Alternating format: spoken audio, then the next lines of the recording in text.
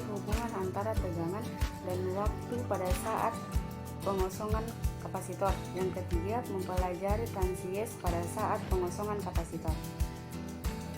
Saya akan menjelaskan fungsi alat dan bahan yang digunakan pada percobaan arus transien.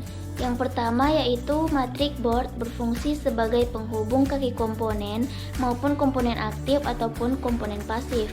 Yang kedua yaitu kapasitor berfungsi sebagai menyimpan arus listrik sementara menjadi konduktor bagi rangkaian AC atau alternating current dan menjadi penghambat bagi rangkaian DC atau direct current dan sebagai penyaring pada power supply. Yang ketiga yaitu resistor atau penghambat yang berfungsi untuk mengatur arus listrik yang masuk dalam rangkaian elektronika. Yang keempat yaitu multimeter yang berfungsi untuk mengukur tegangan, mengukur kuat arus, dan mengukur resistansi atau tahanan. Yang kelima yaitu stopwatch. Stopwatch berfungsi untuk mengukur lamanya waktu yang diperlukan dalam suatu kegiatan. Yang keenam yaitu baterai. Baterai berfungsi untuk menyediakan arus listrik bagi perangkat elektronik. Yang ketujuh adalah kabel konektor. Kabel konektor berfungsi untuk menghubungkan satu rangkaian elektronika ke rangkaian elektronika lainnya.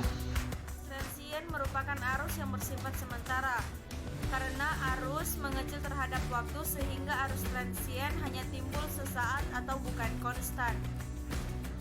Pada saat pengisian, kapasitor menyimpan tegangan hingga besar tegangannya setara dengan besar sumber tegangan, dan pada saat pengosongan, kapasitor bertindak sebagai sumber tegangan sementara.